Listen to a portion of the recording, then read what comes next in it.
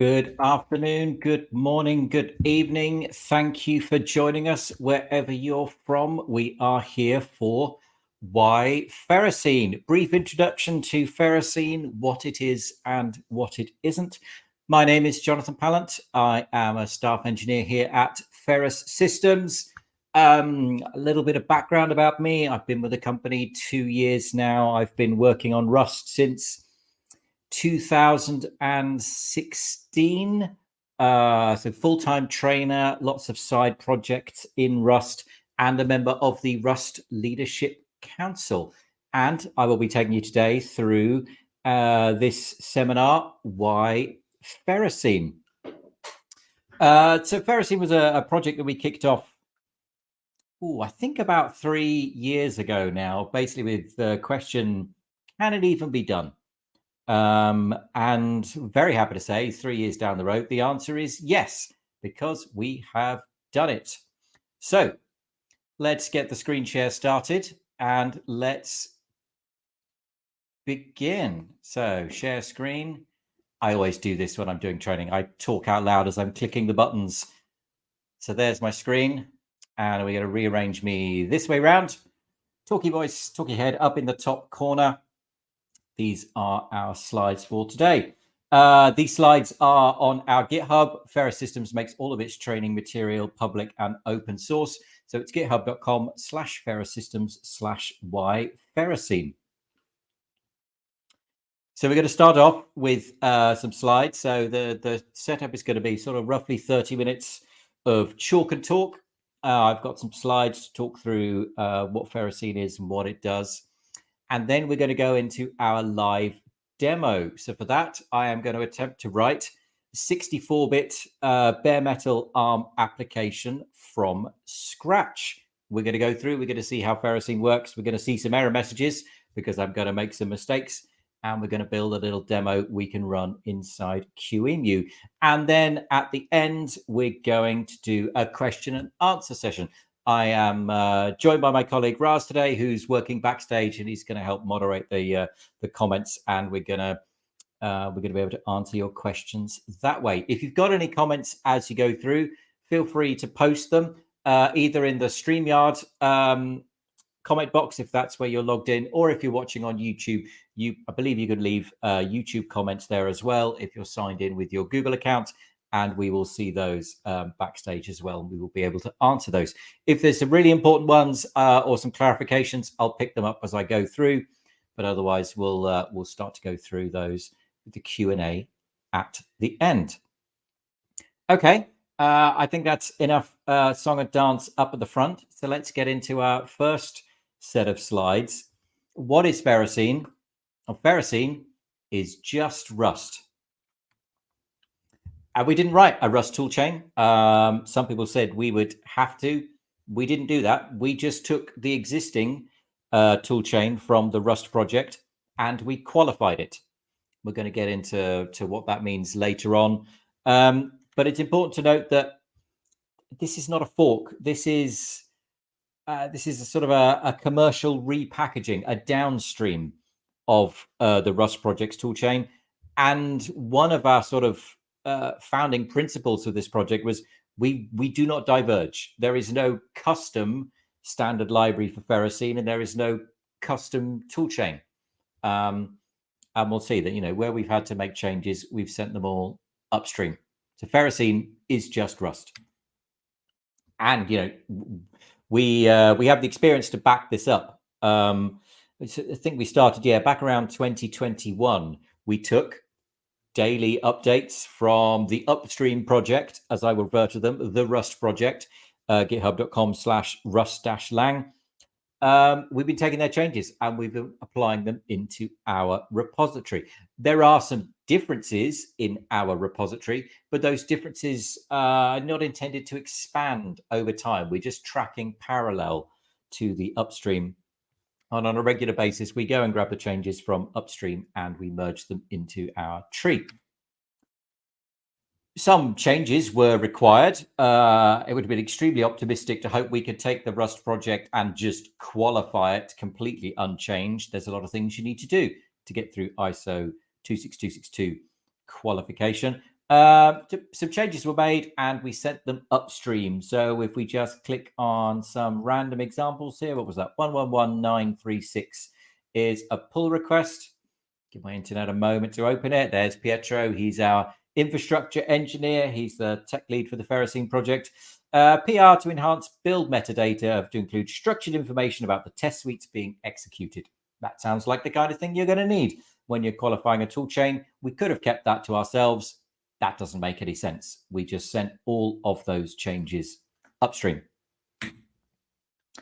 And in doing that, sometimes we came across issues that were genuine bugs. So we upstreamed a patch, I think, that changed how tests were processed, and that then showed that some test cases weren't being tested, and so on. And so, you know, it's been a good thing. Sending our fixes upstream makes sense and is good for the project. It's good for us. It's good for everyone. So what is in our tree that is not upstream? Well, we are able to support some targets that upstream does not support, either can't or won't, or for various reasons. One of those is Linux OS 178. We have some support for that in our tree. Requires the commercial proprietary Linux OS 178 compiler to build that target. If upstream say they want it, but there's no reason we can't send that one upstream. But yeah, I think there are some targets, some proprietary platforms we're going to be targeting that are just really difficult or maybe don't make sense to send upstream. There's also one outstanding feature that our toolchain requires. We've upstreamed that, but it just hasn't been merged yet. So there's a sort of a temporary divergence. We're working on that. And our test and build infrastructure. Our test and build infrastructure is very different to that which is used by upstream. Different projects have different requirements.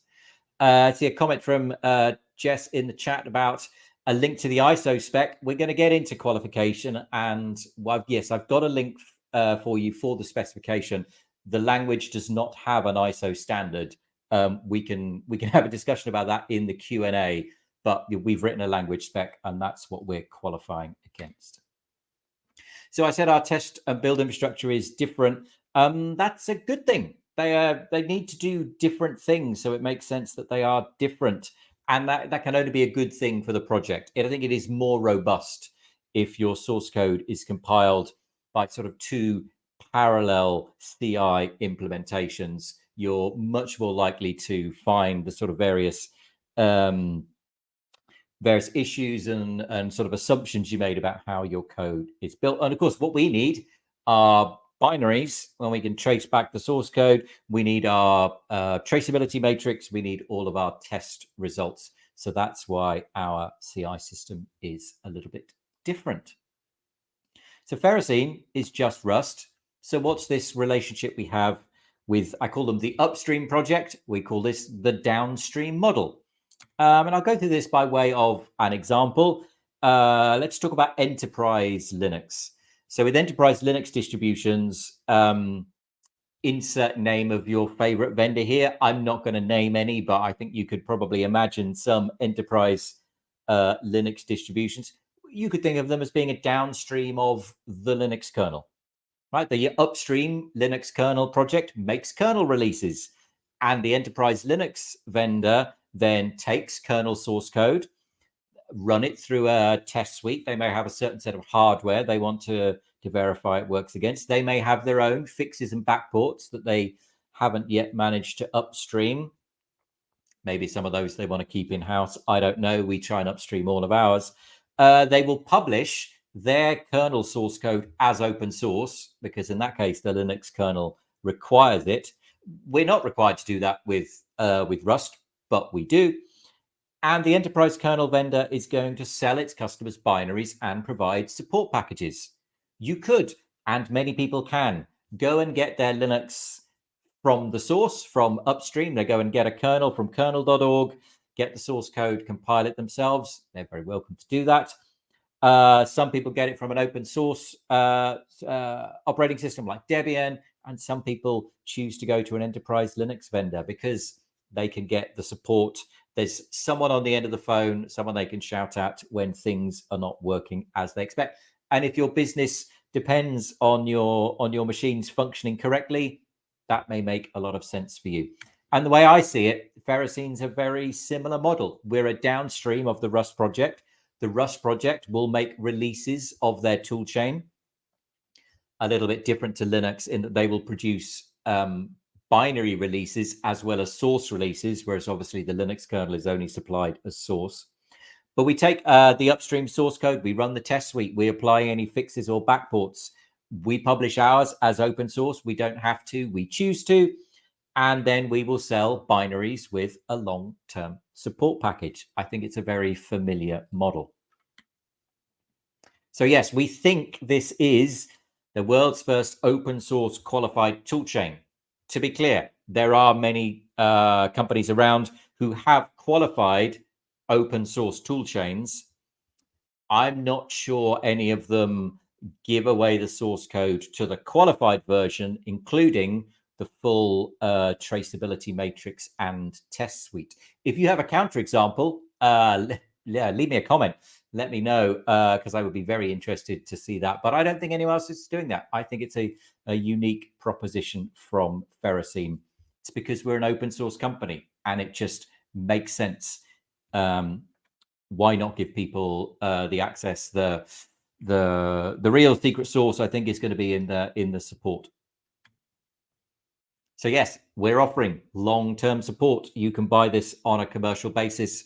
We will come back to this topic later on. So that's Ferrocene as a downstream of the Rust project upstream. Let's talk a little bit now about the platforms that Ferrocene support. And I need to talk about the platforms in two ways. One is the host, that is the machine you can run Ferrocene on. And I need to talk about the target, that is the machine your compiled binaries will run on. And so our supported host platforms are, as I say, the machine you will run the operating system on. We're going to describe it in terms of a target triple. If you're not deep into compilers, target triples can seem a little bit weird and opaque, but we're going to break it down for you. But it is worth noting that the Ferrocene toolchain has to be able to compile code for the host. We're not just running the compiler, but the compiler needs to build things which will run on the same machine the compiler is running on. And that's because in Rust, we have build scripts and we have procedural macros. Macros are little bits of Rust code that get compiled and run at compile time. So the host platform has to be qualified because we're building code and we're running it on the host. And we're going to be looking at a CPU architecture, an operating system, and an ABI, an application binary interface. We'll get into that. The list is very simple for now. It is x86_64 unknown Linux GNU. What does that mean? This is Linux on 64-bit Intel. And specifically for this first release, we have qualified using Ubuntu 18.04. Now, I'm aware 18.04 is quite old at this point, and I think has even entered extended support. Might not be your first choice of supported target platform, host platform, sorry. But we were driven by the needs of our prime client. We have a lead customer, an automotive company that I'm not allowed to name for legal reasons. But they said, this is the platform that we use to build our software. So this is what we want Ferrocene to run on. So this is where we have started. This is a starting point. This is not the end point. We understand people will want different versions of Ubuntu. They will want Red Hat or Rocky or Debian or SUSE. They will want Windows. They may even want Mac OS. If you have thoughts about the machines you want to run the toolchain on, please get in touch, contact our salespeople and let them know where you need to run Ferrocene. Certainly other versions of Ubuntu, I think, are going to be next on the list, but we're very keen to hear what you need. And for that reason, we've also qualified it using the GCC that is supplied, in Ubuntu 18.04. We use GCC as our linker. Again, we're looking to expand that. We may support using the LLVM linker in future. So if you have specific needs in this area, please do get in touch. If Rust already runs on that platform, it's going to be fairly straightforward, I think, to support Ferrocene on that host. It's basically CI configuration. Can we get access to that host? Can we spin one up in CI? Can we pass the test suite on it? If you're interested in running Rust on an exotic host that is not supported upstream, get in touch. We could probably fix that for you. We could probably even send those patches upstream so everybody gets to run Rust on that host. But actually, the list of supported hosts for the upstream project is pretty vast. FreeBSD, NetBSD, OpenBSD, Solaris, say macOS, Windows. I think that's it. There may be a couple more in there, but most of them are pretty well covered. It's just a case of what we add to the Ferrocene project and what we run in our CI pipeline. So the takeaway here is Ubuntu 18.04 on 64-bit Intel is our starting point. And we'll see in the demo, you can run it in a Docker container. I've got an Apple Silicon Mac. Can't run Ferrocene natively. It runs just fine inside Docker. So let's talk about the supported target platforms for Ferrocene. And that is the machine we are going to be running the compiled binary on. There'll be a build process. We'll make a binary. That binary then goes somewhere to be executed. And again, it's a combination of CPU architecture, operating system, and ABI. And there are two. One is the supported host. As we've just explained, we need to be able to run build scripts and so on at compile time. And our primary supported target is AArch64 unknown none. Yep, more technical word soup, but let's get into it. You can think of this as 64-bit ARM on bare metal. To be precise, for the ARM experts in the audience, we are talking about generating A64 instructions that execute in AArch64 mode on a processor that implements the ARM v8A or v9A architecture. Yes, sorry, ARM is kind of complicated. We're talking about the big ARM processors, the ones that you can rent from AWS, the ones that you will find in a mobile phone. So yeah, the big ARM processors, not the real-time ones and not the microcontrollers yet. This is what our lead customer needed. The unknown part of the triple means machine is from no specified vendor. If it was an Apple machine, you could say, oh, but it comes from Apple, but these have no specified vendor. So that bit's unknown. And none means no operating system has been specified. That means you can do it bare metal. You can write first stage bootloader, which is actually what we'll be doing in the demo. But very often people use this mode of Rust to run on either an unsupported operating system or an operating system where they don't want the full standard library. So Rust has a pretty comprehensive standard library. And as with all good things, it is in fact three things wearing a trench coat.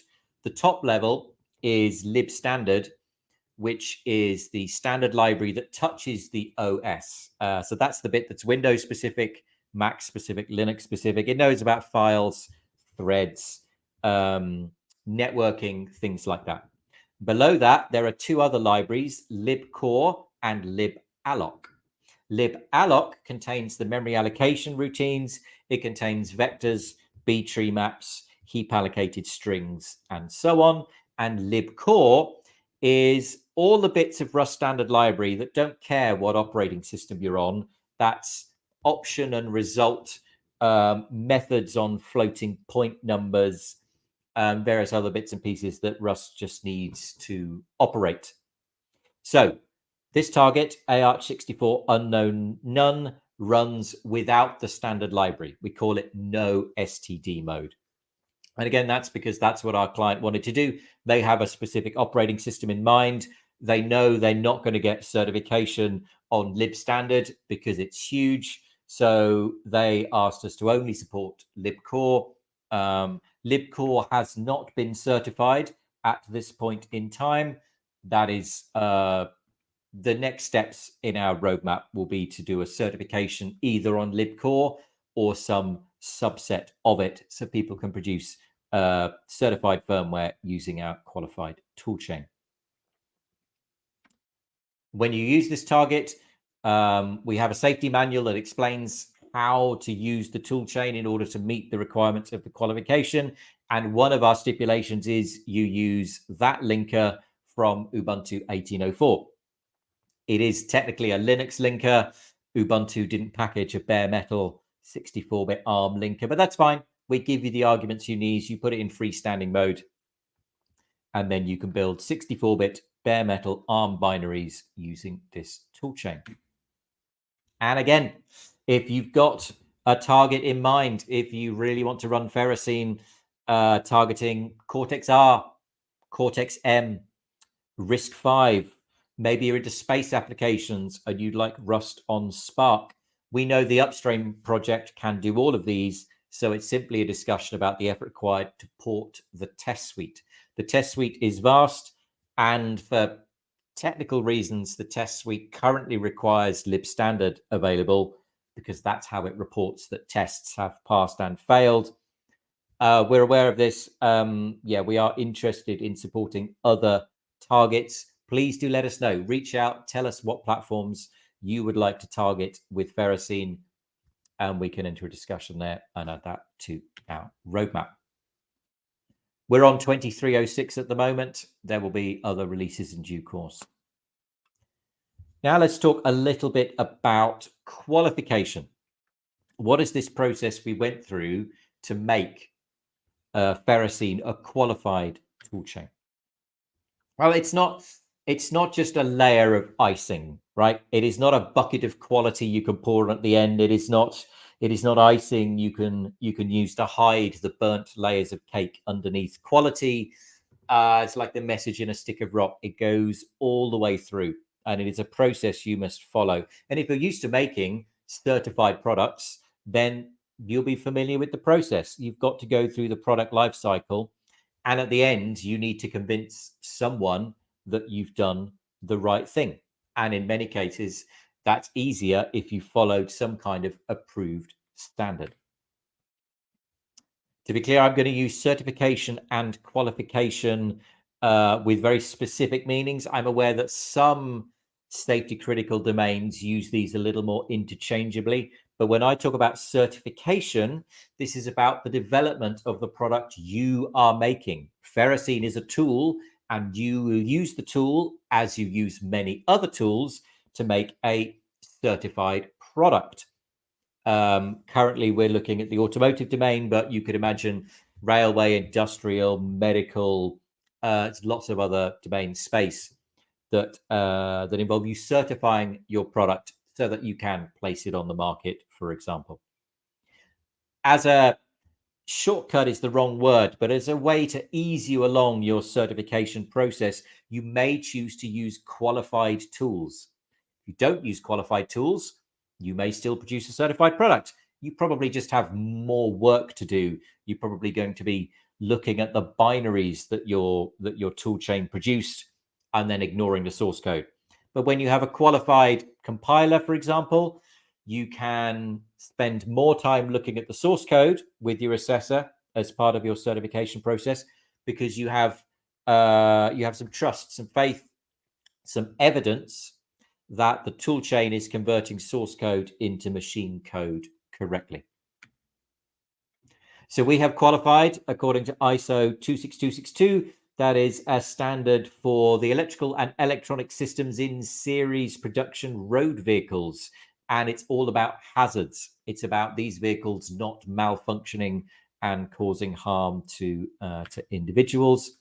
And the standard says it provides a means for qualification of a software tool when applicable, in order to create evidence that the software tool is suitable to be used to support the activities or tasks required by those standards. These standards are all about the activities and the tasks that you must undertake. And compiling source code into binary is one of those activities and tasks. It's a pretty small one in the grand scheme of things.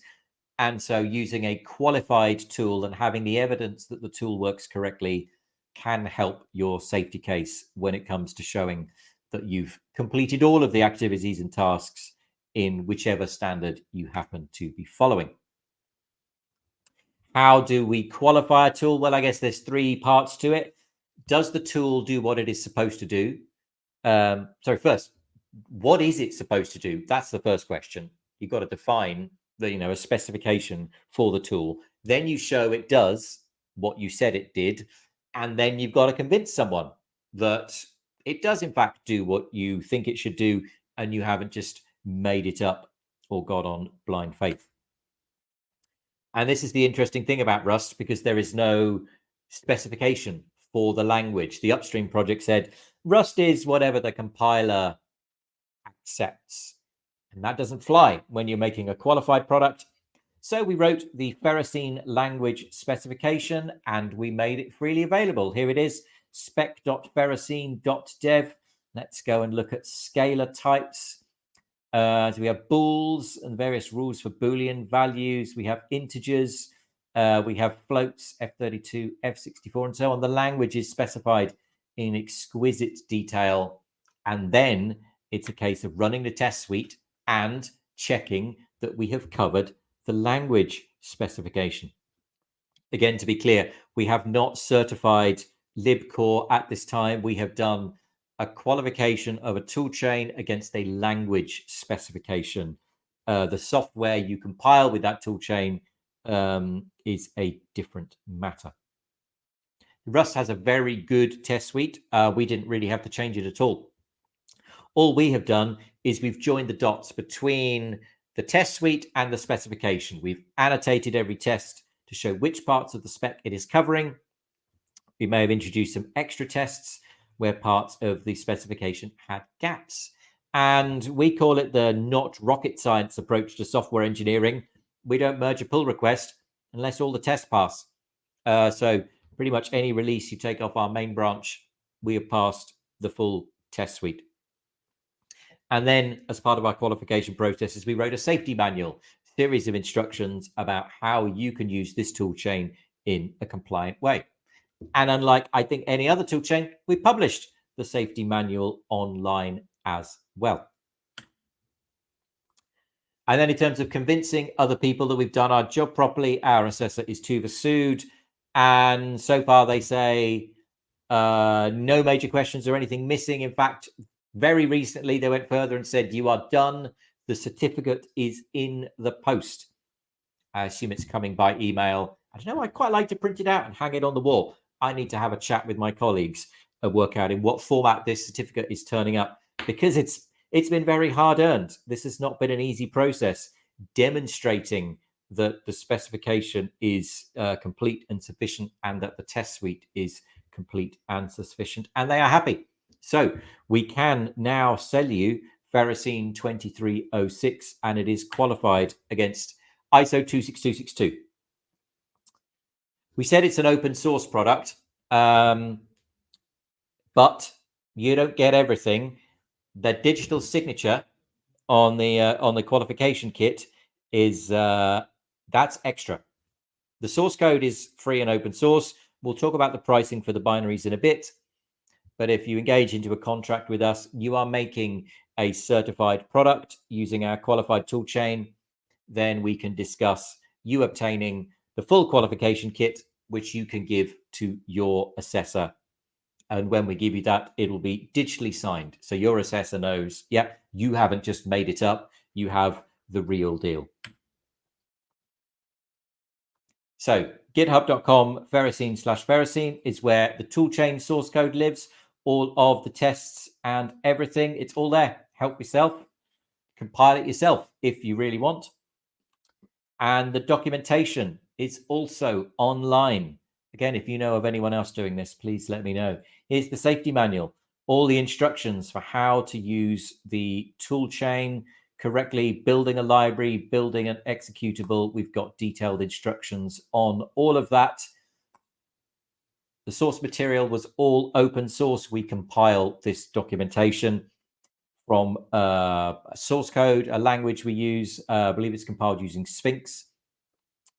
And we thought, well, we might as well just make the rendered version available. Ordinarily, this would come to you when you purchase binaries, but we figured we'll just publish the head of the tree at public.docs.ferrocene.dev.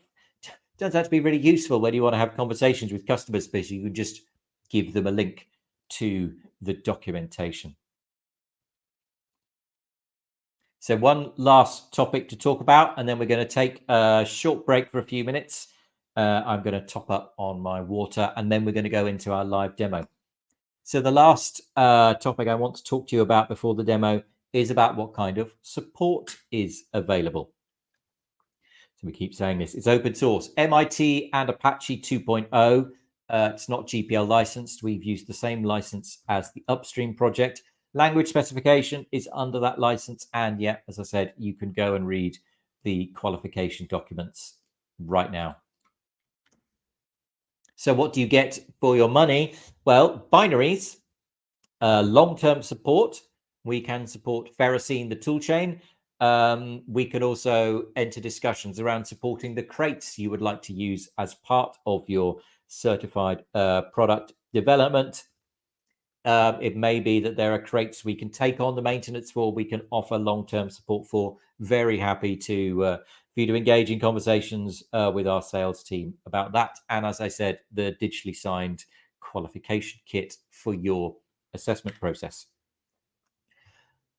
Upstream Rust does a release every 6 weeks, and they won't backport fixes. As soon as a new stable comes out, the old stables are basically forgotten. They won't do fixes to old stable. They expect you to keep updating to the current stable release. Our process is to take one of those upstream releases, do work on it internally, go through a further period of stabilization, and then offer around 2 years of ports. And as we discover issues, we will backport fixes into the stable branches we are maintaining. After 2 years, goes into extended support. And again, you can please do engage in a conversation with our sales team about whether you would like more than 2 years and the options that are available to you at that point. So this diagram sort of explains the process. Nightly is the Upstream's sort of daily, nightly releases. And then Upstream produce beta and stable. And we've had to relabel those because we would like to use the words beta and stable for ourselves.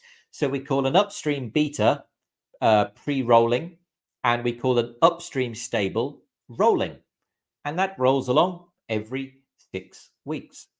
Then we will take the Upstream rolling releases, Upstream stable, and we will cut a beta branch, and then we will apply stabilization and testing for a period of time, and then we will make a release. This diagram is slightly out of date. We have one release so far, stable 2306, and that was actually cut from Rust 1.68.2. There will be another release coming relatively soon, and then we hope to get into probably a 6 monthly cadence. But again, that'll be based on listening to our customers. But if we were on a 6 monthly cadence, we'd have for the 4 supported branches in flight at once. That seems quite plausible to me. But don't worry about the specific numbers on here. We didn't cut off 160. This is an example, I think an example from a couple of years ago, actually. We weren't far off. We cut off 168.2. Upstream stable is Ferrocene rolling. Upstream beta is Ferrocene pre-rolling. Then we cut a beta and we cut a stable. The source code is free. The binaries will cost you 25 euros per month per user, or we're currently selling it as a 12-month pack for 240 euros per year per user. That gets you builds of pre-rolling, rolling, beta, and stable. And where we are pre-compiling crates that we deliver with the toolchain, you will get those as well. If you cancel at any point, you can keep the binaries you've already got. And if you're looking to buy 10 seats or more, we can service you today. Please do get in touch. If you're looking for fewer than 10 seats, please get in touch and we can add you to the wait list. We're a small team. We have to prioritize. So we're looking for an annual order of 10 seats or more today. But yeah, we hope to relax that in the coming weeks and months. Question from Jess in the chat. Bug fixes made to future rolling be applied to the stable you're supporting?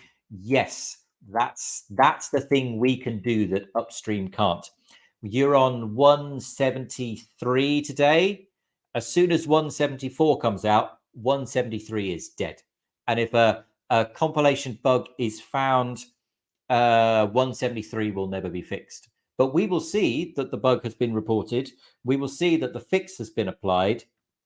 And we will take that fix and we will go and apply it to Ferrocene 2306 and the other Ferrocene releases that are currently in flight and currently supported. So yeah, that's going to be our job. Monitoring Upstream, looking for the fixes and either applying the fixes to stable, or it may be sufficient to just give you workarounds. The compiler doesn't have to be perfect. You simply have to know where the compiler is not perfect, and you just need to step around those holes. That's perfectly acceptable when making certified software.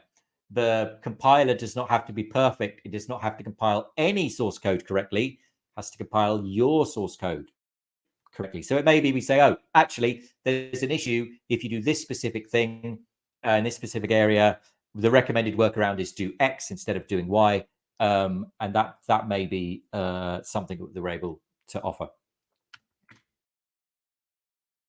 If you need qualification documents, please do get in touch and talk about your project. We will be delighted to talk to you. How do we protect these binaries? Is there a USB dongle? No.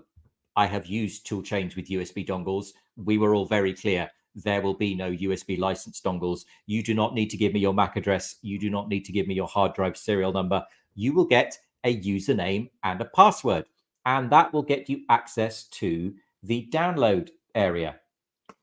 Download area looks like this. I logged in earlier. It's randomdomain.releases.prod.criticalsection.net. You will get your own random domain. And here you can see I can download the latest nightly, pre-rolling and rolling, and I can download the beta release of 2306. That is going to switch to be the production release, I think, as soon as the certificate arrives. So you can see that nightly is 174, pre-rolling is 173, rolling is 172. This is going to be basically equivalent to what Upstream has, but with the extra targets. And then here's the version where we have the qual kit available, 168.2. If you want to download any of these, you go to the download area and you just download the tarballs. Just click the link and it's downloaded. That tarball has no runtime license checks. You can burn it to a DVD, walk it over to your air-gapped computers and install it. No problem at all. You can set up a Docker container and run it in CI. We've designed it to do that. But we understand downloading tarballs is not perfect. That is stage one of the process. So we're going to make a download tool. It'll be like RustUp, but different. And it's different because A, it'll take your username and password, and B, it will do some verification of the downloaded binaries. We are looking to cryptographically sign them, and we want to check those signatures when they have been downloaded. Once they've been downloaded, Critical Up is a download tool. You can either install them immediately, or you can burn them to DVD and walk them over to your air-gapped system, whatever it is you want to do. Okay, that's all of the slide material I have for you. Thank you for listening along. Let's just take a couple of minutes break. I propose about a 3-minute break. I'm going to step off camera. I'm going to grab a drink, and then I'm going to limber up to do some live bare metal Rust programming. This is the fun bit. So I will see you in around, let's say, 1744 by my clock. I will be back at 1744. See you in a bit.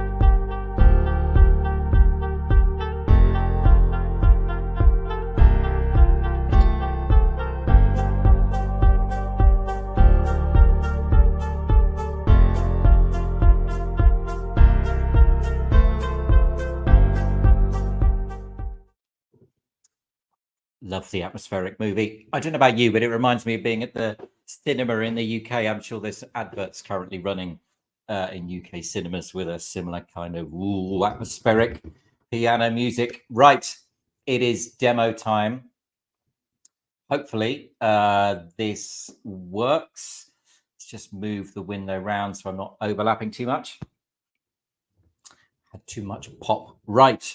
Let's talk about how we use this toolchain. So what have I got in this directory? If I go into Ferrocene 2306, on the work of doing the downloads, no sense you watching me do downloads. I've basically gone and grabbed all of those tar balls like that, and I've unpacked them. When you get access to the release area by subscribing, 25 euros per user per month, you may not have all of these because some of these, like the QMS, that's our internal stuff, and I can see it because I logged in as admin, but you can't. But you will get the source code of the standard library, precompiled standard libraries, the toolchain itself, Rust C, all the docs and everything like that. You'll get everything you need. So let's have a little poke around. What I've done, because I'm on an Apple Silicon machine, I don't have Literally, I don't have a machine with an Intel processor anywhere near here. So I put together a little Docker container. Where did I put the Docker container? Let's go into Ferrocene. Docker, it's in the Ferrocene repository, github.com/Ferrocene, Ferrous Systems /Ferrocene.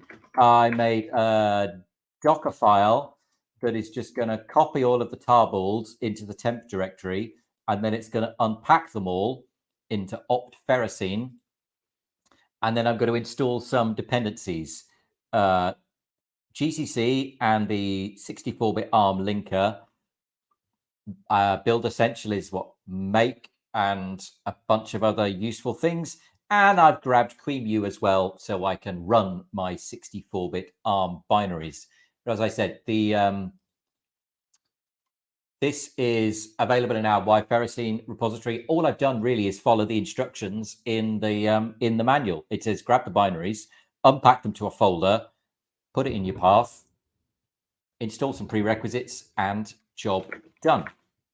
So if I go up a level here, and I'm going to go up a level, and I'm just going to make myself a folder I'm going to call example1, because then I can run the Docker container, which I have previously built. No sense in you watching me build a Docker container. It's not very exciting. But if I go into the work folder, then I should be able to access code on the host. And I have installed Ferrocene into opt Ferrocene. So let's have a little look and see what there is. There's a bin directory. What's in the bin directory? Cargo, Ferrocene self-test, Rust wrapper around the GNU debugger. The same again for GDB GUI. LLDB is the LLVM debugger. Again, these are not debuggers. They are little shell scripts which wrap your debugger and insert some Rust-specific, in this case, Python modules, because it's GDB. It's the same as you get with upstream Rust. There's really nothing different here. You get the Rust compiler and you get Rust doc, the documentation generator. Note, we qualified Rust C, the compiler. We didn't qualify Cargo, the build system, because it's big and it's complicated and it reaches out and touches the internet, and that doesn't really make sense. So you can build your projects with Cargo. For your certified products, we expect you to be driving Rust C directly. You may want to write a make file. You may want to write a shell script. You could use Cargo. It'll give you information about all of the Rust C things that it did, and then you could just capture those and then do that as part of the build of your certified product. In the future, we may look at Cargo being able to generate a build plan, which you could then execute with a build plan runner, which is a piece of software we probably could qualify, but Cargo not qualified at the moment. Rust C is. We'll show you both examples. We're going to build something with Cargo, and we're going to build something just directly with Rust C. What else have we got in here? I don't think there's anything really interested in the lib folder. We're going to share doc is all the documentation. So basic information about Cargo and Ferrous and Rust C, as you would expect. And the interesting stuff is in here. This, you open the index file. This is going to look exactly the same as public docs.ferrocene.dev. It's the same, but it's the version for the copy of Ferrocene that you've got. So the upstream, the publicly available one is just the tip of the tree. Here are the docs for your specific version. So those are the ones you should refer to. They were in Ferrocene docs.tar.xz, but this is where they end up on your machine. Opt Ferrocene, or wherever you happen to install it, share doc Ferrocene. Hopefully that's fairly straightforward. You can remember where to go and grab the docs. Right. Let's make ourselves a project. Cargo new in, and I'm going to call it hello, because I've got Cargo and Rust C on the part. I haven't got Upstream Rust installed, only got Ferrocene installed. So, you know, this is going to do exactly what you expect. The two Gemalloc errors are because Rust has correctly spotted, well, Rust has seen an issue talking to the Linux kernel or the C library about obtaining memory. It's tried to obtain some memory with a flag, and Docker running inside QEMU doesn't support it. If you're running in Docker on an Intel machine, you won't see this error. But if you're running Docker on an Apple Silicon Mac, you're in an emulated environment, and so it's just going, hey, I wasn't able to turn on this extra flag while I was allocating memory. This is the expected behavior if you are running under QEMU. I'm on an Apple Silicon machine, so I am, in fact, running inside QEMU, which is how I'm able to run Intel binaries on my Apple Silicon computer. So Cargo, Rusty, they're going to work as you would expect, but let's start to make our bare metal binary because that's more interesting. So I'm just looking off screen for a moment. In fact, we can put this over on screen. I'm in VS Code, and I'm going to attach to a running container. I love how you try and connect the current window to a container, and it opens you a new window. Very good. Workspace does not exist. Open workspace. Oh, open/work. Connect, connect, connect.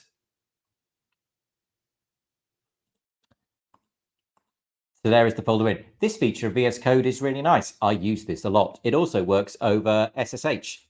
I can spend all day in my favorite text editor. Rust Analyzer will work. And I can use my normal editor, but I'm using my Docker container and I'm using the Ferrocene toolchain under the hood. So then if we go just to check I am in fact running in the correct container. There we go. Good. Always worth double checking. Don't ask me how many times I've been editing away in entirely the wrong folder on entirely the wrong repository and then wondered why the firmware didn't change when I did a build. I'm sure we've all been there. Okay, we've got some things we need to do in order to make this a bare metal program. The first thing we're going to do is we're going to make a cargo folder, and we're going to create a file called config.toml. I'll show you what we put in there. Hang on a second. New window. Rather than you watching me type it all out, I've got another one I'm going to copy and paste because it's going to go faster. The example is in the Y Ferrocene repository, so you don't have to make notes at this point. You can just go and look at the example code folder on GitHub, and everything you need will be in there. But it's just going to be a little bit quicker for me if I put this here. I'm just rearranging my windows. If you do a training with Ferrous Systems, this happens all the time. I just have to mutter to myself while I organize my 3 monitors and make sure you can see the things I need you to see. So our configuration, we're going to add this section first. That says by default, build for this target. And then I'm going to give it some information about that specific target. And I need to give it 2 things. 1, I need to tell it which linker to use. And 2, I need to give the linker some appropriate arguments. I tell Rust, hey, we're using a GCC flavored linker. And hey, when you call the linker, please pass this argument, F freestanding. Tells the Linux linker to ignore the standard C library and do bare metal.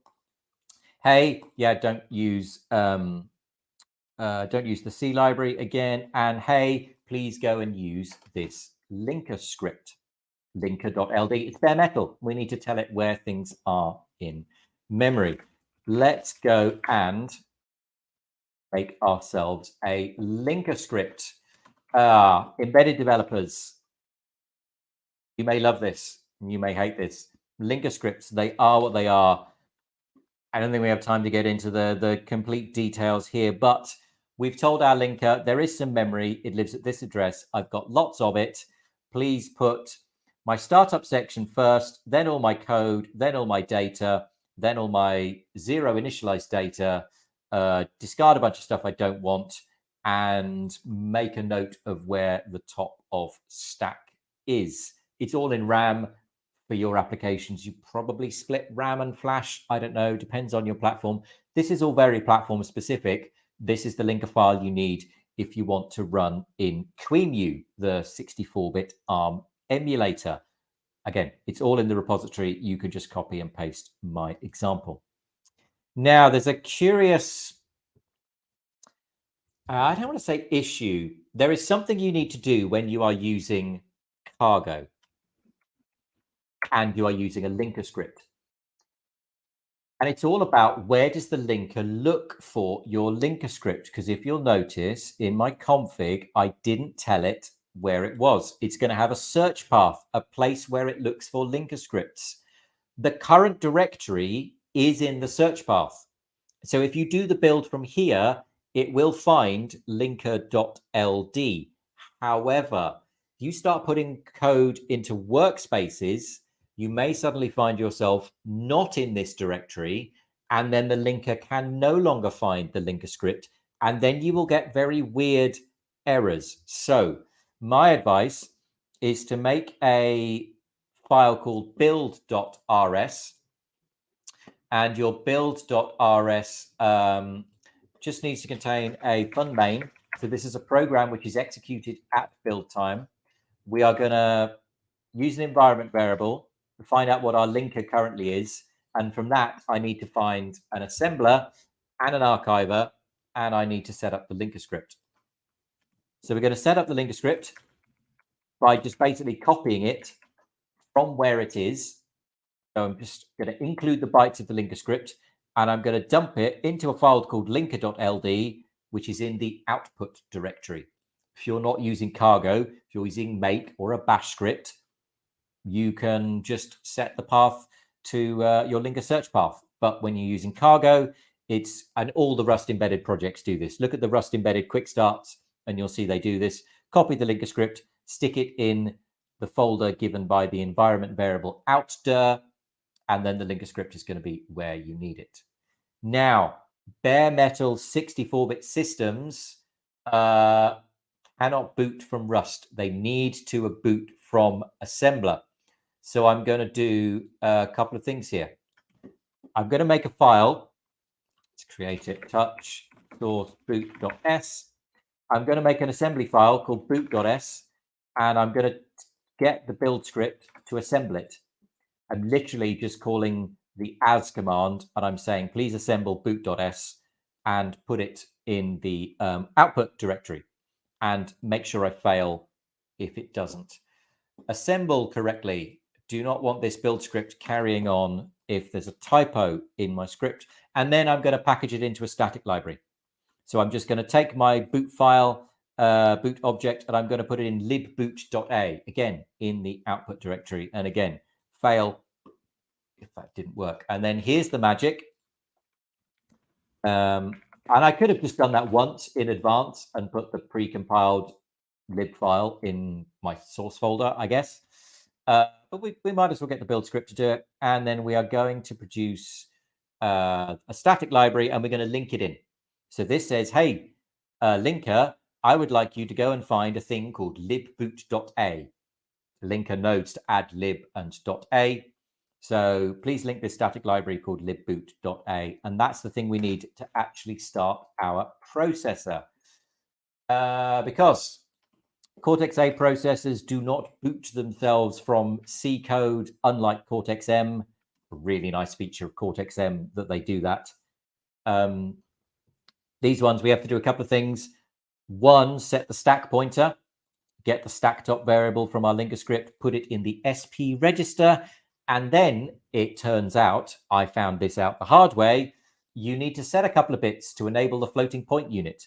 Otherwise, as soon as you try and do a floating point instruction, the processor will fault. There's no fault handler. It'll double fault. That doesn't exist. It'll triple fault, and then it'll reboot, which is kind of tedious. So for the purposes of this demo, a handful of lines of ARM assembly, set the stack pointer, turn on the FPU, and then jump to a symbol called kmain. So our Rust binary simply needs to provide a C-compatible symbol, a function that takes no arguments, called kmain. And then if kmain ever returns, then we'll just loop forever. Kmain shouldn't return. So back over to our main file. We need to turn off the standard library, no std, and tell it there is no main function. Rust is expecting a function called main with Rust linkage, and we don't have one of those. So we have to tell it, don't worry about, you can't see main, it's fine, because the function is in fact called kmain. So here's my little kmain wrapper. It's an extern C function. So it's got C linkage. There's no mangling on the name. So the linker script will can join it with boot.s. And we're just going to jump to a simple Rust main, and we're going to print an error if anything goes wrong. So my Rust main, I'm going to return a result of empty tuple or empty tuple, and we just do that. And we're going to need a panic handler. Error from Rust Analyzer. I need to import traits. Well done.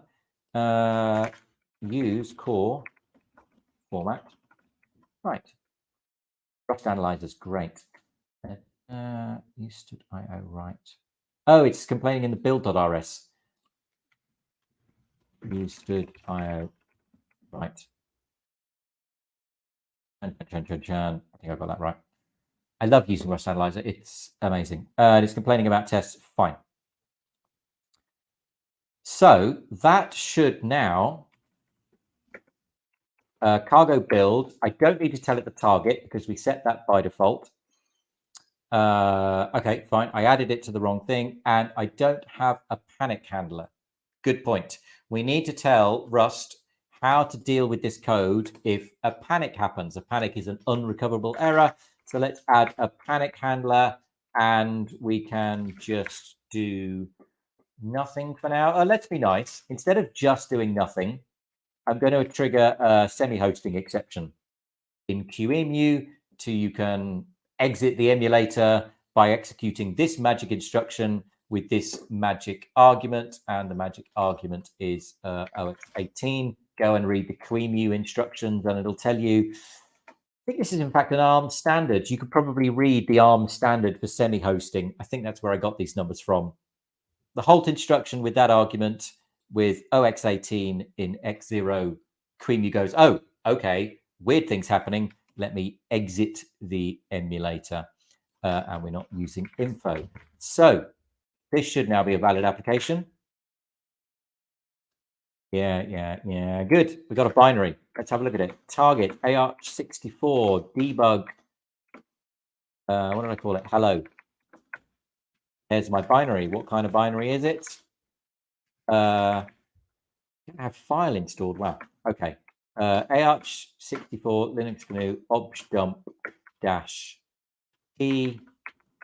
Tell you, it is a 64-bit ARM binary. There's all the symbols in it. Do I have rustfilt installed? I don't have rustfilt installed.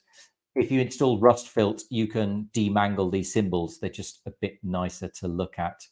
But remember, the address we set in our linker script was around there. In fact, I always like to sort the output of my linker script so everything's in order. 64-bit addresses, of course. Good.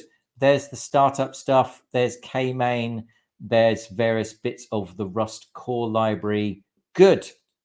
Now, it's not going to do anything because we can't see the output. So let's make ourselves a UART structure, which is going to have some base pointer in it, which is a mutable pointer to U32. And let's implement UART, and we'll have a function called new UART0, which is going to return a UART, and that's going to fill in with a base pointer of, I think it's 9 and lots of zeros. Yeah, let's do it that way round. That is the magic hardware address of a UART on a QEMU emulated system, specifically a VERT. But when we run it in the emulator, that's the address we need. And then we need a putchar function so that we can put characters into the UART, and we're just going to do an unsafe volatile write to that address and expand it out to 32 bits. It's all classic Rust embedded stuff. And then we want to be able to print strings to the UART. So we're going to implement the core format write trait on UART. And whenever anyone prints a string on the UART, then for every byte in the string, give the byte to putchar, and putchar is going to pump it into the UART. We could worry about UART FIFOs. We could worry about flow control. It's not a real UART. It's emulated by QEMU. So any byte you put in it immediately goes out to the console. We don't need to worry about flow control and baud rates and that sort of thing. This should be sufficient. So now down in our main program, we can say let mutable u equals UART new UART0, and we can say right line, hello, this is my Ferrocene, and I'm going to cascade those errors up because I don't want to unwrap every write line. The write line can't actually fail. Well, better if I actually give it the UART. The write line can't fail because our write function here is infallible. It always returns okay. Rust currently requires you to handle the result even if this can't actually fail. So we can either unwrap it or we can just cascade it, but we know that write line is never going to return an error. So this should work fine. And I think what I'm going to do then is I'm going to do a panic, and I'm going to say, oh no, don't okay anymore. So we're going to print, hello, this is Y Ferrocene, and it's then going to print, oh no. So now if we go and build this, we get a binary, and we need to run it in QEMU. And I could go and type out the QEMU argument, but it is much easier if I just change my configuration and add what is called a runner. This means every time you type cargo run, execute this binary with these arguments, and my final argument is -kernel, and then the name of the ELF file I've just built comes after. So now if I do cargo run, hello, this is Y Ferrocene, and we have exited. And down here, I can put a little something in my panic handler. So we're going to make a second UART, which is kind of hazardous because stuff may be going on with the first UART. However, the program is just panicked. So operation is no longer continuing because an unrecoverable error has occurred. And I'm going to ignore the error, because if you fail to write to the UART in a panic handler, there's nothing you can do. The last thing you want to do is cause another panic, because then you've got infinite recursion, and that's bad. So let's print out the info. And there we go. We have made ourselves a bare metal program with Ferrocene. It works just like it works with Rust. And if you wanted to do it with Bash instead of, that was the wrong button. Come on, bring that back. That one. We could make a build.sh file, and we could do something like this, where we just set up a bunch of paths called rustc directly with a target, with all the linker arguments we put in the cargo config. Give it the search directory for where to find things. We're going to manually assemble the start code, manually build the static library, manually call rustc with the correct edition, with the linker script, with linking against libboot, and then we can generate as a map. And we could just executable, and we could just build that instead, and that has all gone into target. Where does that put that? Build.sha. Oh, was it empty? Did I not save? That looks better. Now it's actually doing a build. I had to save the script before I run it. Assembled, assembled, assembled, and that has all gone into target production. There it is. There's all my stuff manually built, and that may be more appropriate for your certification processes. You could use cargo. You can look at the output of cargo and then just assemble yourself a little build script like that. That's going to be really repeatable and maybe easier to show to your assessor. Okay, that is it for the demo. Hopefully you get a sense that installing Ferrocene is pretty straightforward, and using it is just like using Rust, and getting started with bare metal Cortex-A programming, not that bad. You may want to go from here and start defining, I don't know, extern C blocks with some function. I don't know, you could use puts, which probably takes S, which is a star const U8. Probably returns an I32. You can go start describing things in your standard library. If you're using an operating system, you know, maybe you might got some screen create function that returns, you know, a star mute I32, whatever it is. You can go and add bits of your standard library and call the parts of your presumably certified operating system. Or maybe you just want the support. Maybe you just want to use Ferrocene because you like the idea of having backported fixes and not changing your toolchain every 6 weeks. And then you could just build Linux binaries in the normal way. You don't have to do bare metal. It works fine for just sort of regular desktop programming. Deploy them onto your Linux servers. And if you would like Windows support or Mac OS support, as I said, reach out to our sales team and they can help you with that. So that's it for my demo. Very happy to take any questions. If there's nothing else you need right now, feel free to drop out the stream. If you've got questions, put them in the StreamYard chat or in the YouTube chat. I can see they will then turn up with a little YouTube symbol on. And I'm happy to stay around for the next 10 to 15 minutes or so and answer any questions people have.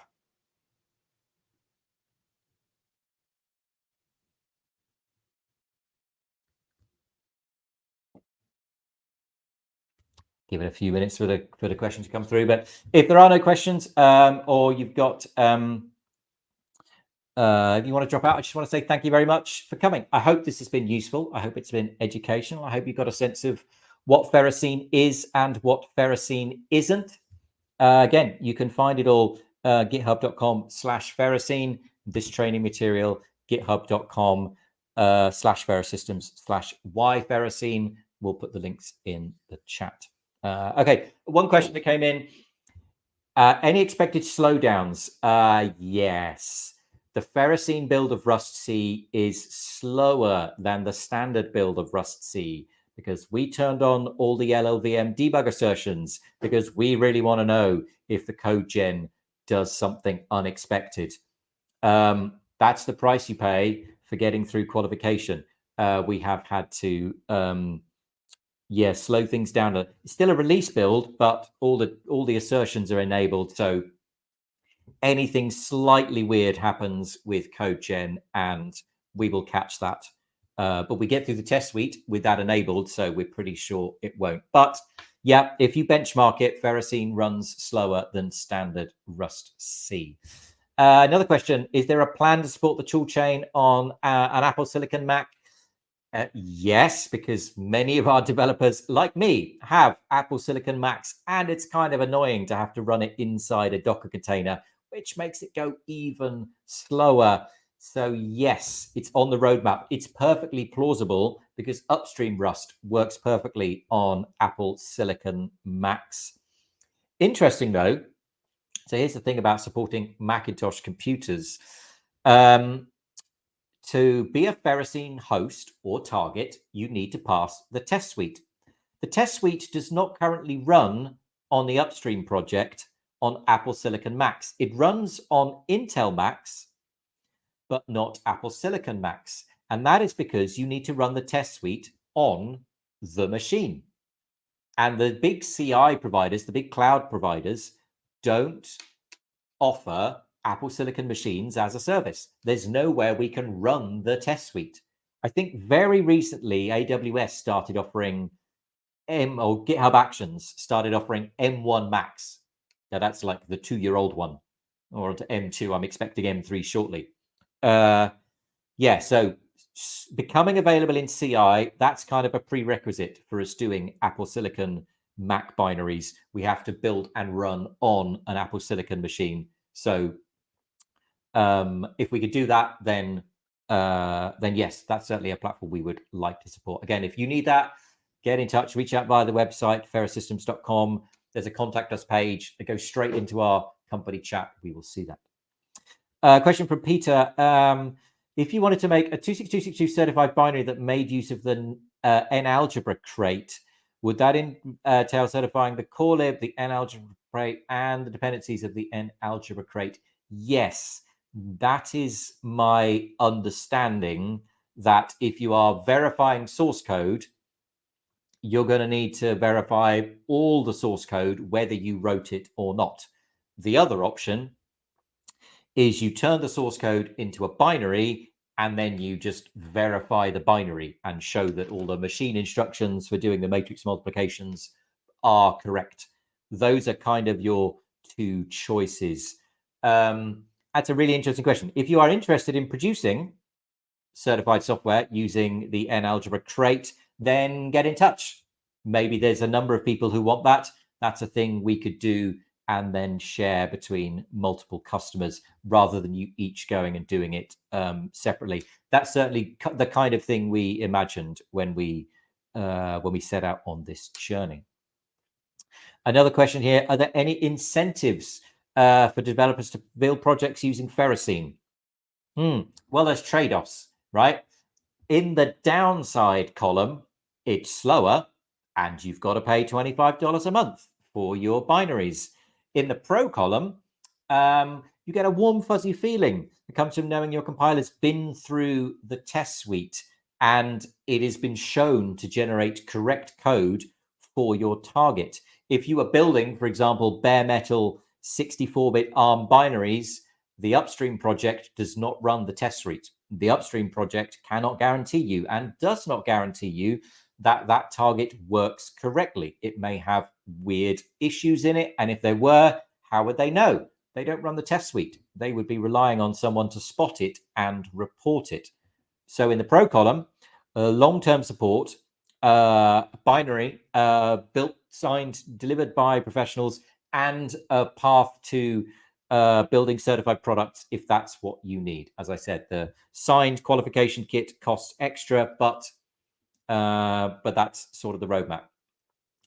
For many people, just using Rust C is fine to start off with, and then they could switch to Ferrocene later on in the build. But you know, we set the price point at 25 euros a month for a reason. It's supposed to be a no-brainer. Just why not?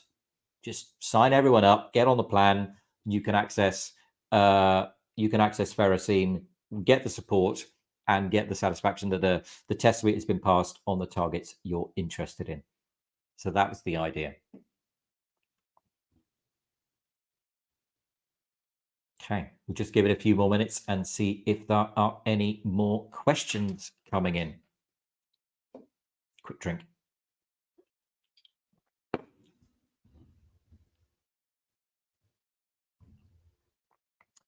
Okay, I'm not seeing any more questions, so we'll call it there. If you do have any further questions, you want to reach out, ferroussystems.com. You can reach out there, use the contact link. You can get in touch. That's how you get in touch to say, I would like to buy Ferrocene for my team. If you've got further questions, target support, that's the place to do it. ferroussystems.com. Go to the contact page. Oh, and as I do that, a couple more questions have come in. That's fine. I can hang around for as long as it's needed. Have you certified qualified, I think, the LLVM backend separately from the Rust compiler? No, we qualified them as a pair. There is future possibility to take the Rust front end and plug it into a different LLVM backend. We could do that, but as I understand it, the test suite is such that the Rust C front end and the LLVM backend come as a pair, and we show that source code in, binaries out, the binaries do the corrected thing. And if we contracted services for N-algebra certification, would that be made available to the community? Seems nice. Well, I mean, that's on you. If you come to us and say, please certify this library and keep it a secret and only give it to us, we can do that. And there will be a certain number of dollars required on the invoice. But if you came to us and said, we would like to certify this library, and why don't you just give it away to all your other customers as well, you may find there are fewer dollars required on that invoice. That seems like a perfectly reasonable trade-off. We're an open source company. We're very happy to make things available where that's possible. So sure, that is absolutely a discussion we could get into. And again, if you've got multiple customers, then it kind of makes sense to do the work once. Very interested to hear your use case for that. Okay, we have one last call for questions and then we will wrap up. I see people are dropping off the stream anyway. You can rewatch at your leisure. You can come back into StreamYard and see that. You can also see it on YouTube. But okay, we'll leave it there. Any more questions you can send via the website. I've been Jonathan Pallant at Ferrous Systems, and this has been Why Ferrocene. I do hope we hear from you soon. Thanks so much, everyone. Bye-bye.